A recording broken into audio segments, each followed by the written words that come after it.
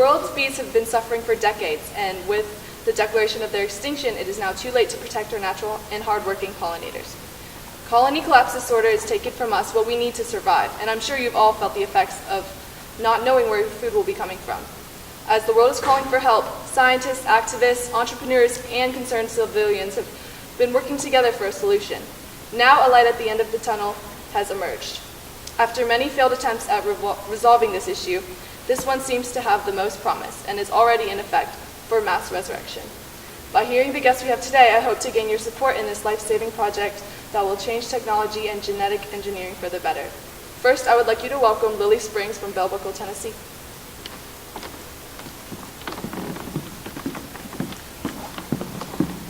Hi, I'm Lily Springs, and I'm a former florist from Bell Buckle, Tennessee.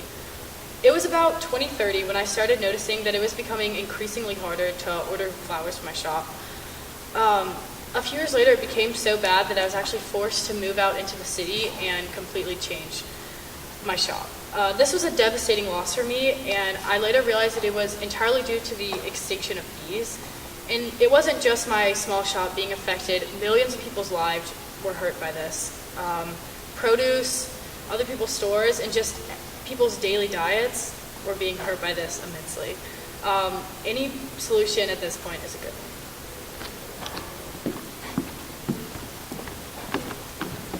Thank you, Lily, and now I would like to welcome Petunia Clark, also from Bell Buckle, Tennessee.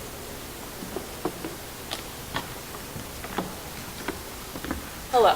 For years, I worked closely with and advocated for the Pollinator Partnership in Galaxa. Despite the tragic extinction of bees, the Pollinator Partnership's message is to promote the health of all pollinators through education, conservation, and research. As a civilian in Bell Buckle, Tennessee, I have experienced firsthand the economic and social pressures that the extinction of bees has had on Tennessee as well as the world.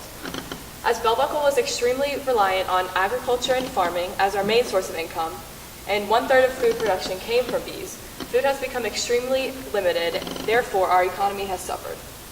Food rationing has become a short-term solution, but we have a lot of hope for the new proposed long-term solution.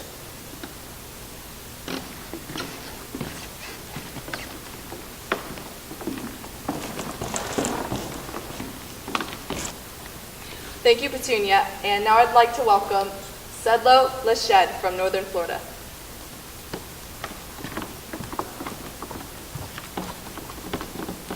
Hello. I was a beekeeper in rural Northern California, Florida, and I was laid off after my bees took a sudden negative turn starting in the winter of 2006. And I wanted to tell you guys a little bit about that. During this winter, I noticed how startling amounts of bees started disappearing, and this became a common trend amongst me and my friends. And some of my friends even reported how their queen bees appeared to be dying off rapidly. As my colonies continued to rapidly diminish, we attempted to solve this problem ourselves. And I called upon one of my close friends, Jean Brandy, of the American Beekeeping Federation, who sadly could not be here today. Since the 70s, she has told me about the increase in demand for her to replace the queen bees of captive hives as well as wild hives. She says that the number of bees she has needed to replace has tripled in the last half-century, and this number is only supposed to surge higher as time progresses. Not only the substantial funding required to maintain this system place immense pressure on the American Beekeeping Federation, it also stresses the hive itself, leading to high volumes of CCD, or colony collapse disorder. As my time as a beekeeper, I looked into the measures I can personally take to possibly mitigate the effects of this problem in my hives. 4 words: pesticides, pathogens, poor nutrition, and These are the primary forces driving the rapid destruction of beehives and colonies across the nation. Thankfully, the 4 Ps, as they are called, can be all slowed by us, the beekeepers, and everyday citizens alike, by how we interact with the environment and how we interact with our lives. Let's not waste this opportunity to make a change for the better. And now you get to hear from Kenny Smith, also from Bell Buckle, Tennessee.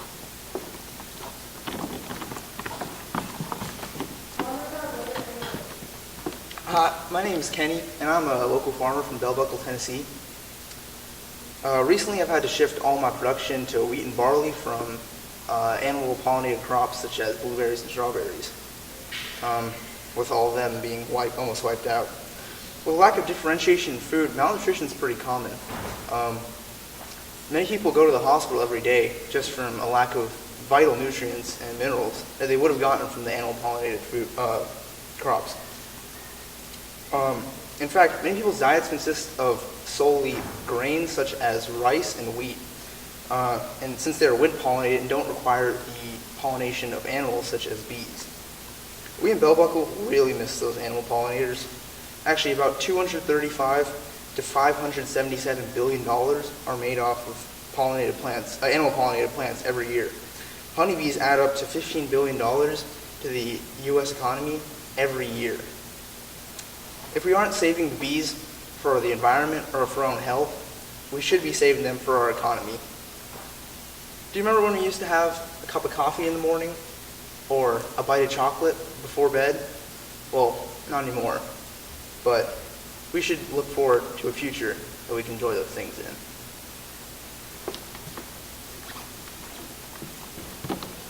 Thank you, Kenny. And please welcome our next guests, Richard Parker and Rawia Defala.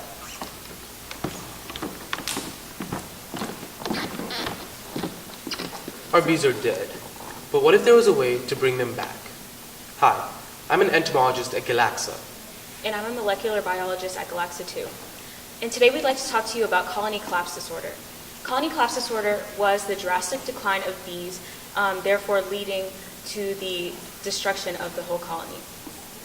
And one of the ways that bees die out is because of varroa mites. Varroa mite infestation means that the varroa mites suck the blood out of bees, both adult and larva, thus reducing the lifespan of the bees. And this can be combated by using genetic modification on the bees. But we'll get back to that. For now, let's talk about cloning. One of the ways to clone a extinct species is by using somatic cell nuclear transfer. Somatic cell nuclear transfer means you take a somatic nucleus out of an embryo that is frozen and you put it into a fertilized egg. And we'll have both frozen fertilized eggs and frozen embryos due to our partnership with local farmers and beekeepers. And once you implant the somatic nucleus into the fertilized egg, that'll give way to a female bee. In order to reintroduce colonies back into the world, you must create a queen bee. And we will be able to do this by using royal jelly in order to develop a queen bee. And if you want a male bee, you just add jelly. And so now let's get back to the topic of genetic modification. One way we can genetically modify the bees is to introduce transgenesis plasmids. What this does is it takes a part of the bee's genes out and we can put in what we want. This can lead way to desirable effects or completely new traits that might be helpful in preventing varroa mites and give them favorable traits in the environment. So, one of these traits might be genetic diversity, or having all the bees be somewhat different, because that was one of the reasons why colony collapse disorder was a thing. And the technology is all here. We just need to put the time and the effort to bring back these pollinators. Thank you. Thank you all.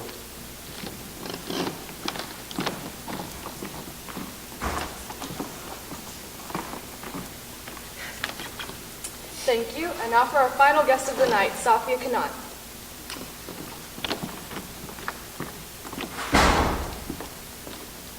Before I begin my spiel, I would like to first thank you all for attending the 40th annual TEDxDeExtinction. Your thirst for knowledge and hunger for change are exactly what we need right now. In the pursuit of global environmental stability and in the fight to reverse this tragic occurrence. My name is Safia Kanan, and I had the privilege of serving as the Secretary of the Department of Agriculture under former President Obama. During my time in this position, I had the opportunity to partake in a number of major research initiatives to investigate the prevalence and severity of colony collapse disorder, which the speakers before me covered thoroughly. Every year, we conducted surveys to measure the rate of bee loss at colonies across the nation and found startling results, which has left us in our present condition, a world free of bees. However, there are measures that can be taken to combat and hopefully reverse this catastrophic global crisis: scientific, political, and social. I will be speaking on the latter two avenues. As a member of the political arena for more than 3 decades, I am well aware of the power that legislation and political action can hold in transforming or completely resolving dire situations. I will admit, even at the height of the colony collapse disorder crisis 30 years ago, we as executive officials and legislators alike did not properly address the crisis. As I mentioned, surveys were frequently conducted assessing the state of bee colonies in the United States, so the problem was not unbeknownst to us. However, we failed to act on this knowledge and implement the adequate legislation to prevent further colony destruction and bee loss. This is the first step in the modern era, allowing our executive officials, legislators, and those in the scientific field to join forces. If we continue to operate as separate entities, we will never come to a complete, comprehensive solution. Part 2 lies in your hands, though. Spread awareness. We will never get any closer to resolving this issue, despite the legislation, despite the scientific advancements, if the public refuses to acknowledge the severity of the problem. We've lived in a world without bees for a couple of years now, yet little progress seems to have been made. You, the change makers, the galvanizers, must turn to your siblings, your parents, your children, your classmates, your students, your bosses, your coworkers, your friends, and tell them what's happening in their world. If we think these last few years have been rough, we have seen nothing yet. We can be the change that we want to see in this world. I ask, no, I beg that you recognize the power that you hold and act on it. Your very lives depend on it. Thank you.